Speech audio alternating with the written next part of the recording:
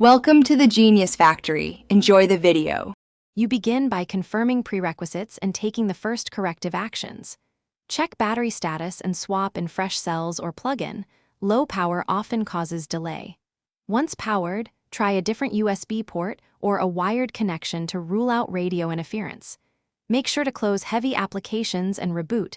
This clears drivers and stuck processes. While rebooting, gather your keyboard model and OS version so you can follow targeted driver or firmware steps next. Next, update and fine-tune the software layer. Drivers and firmware often fix timing problems. In Device Manager, uninstall then reinstall the keyboard driver or run Windows Update. For Mac OS, check System Preferences updates.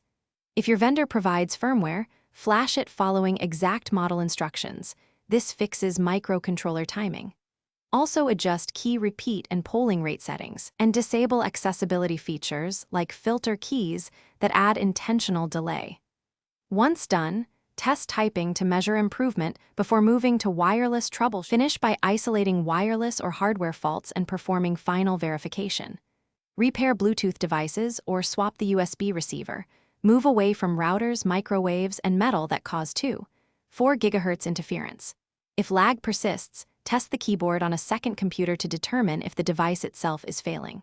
Finally, reset the keyboard to factory settings and reapply the latest firmware, then run a full system test. If problems remain. One key troubleshooting tip. Swap to a known good keyboard to confirm whether repair or replacement is necessary. Thanks for watching. If you found this helpful, don't forget to like and subscribe.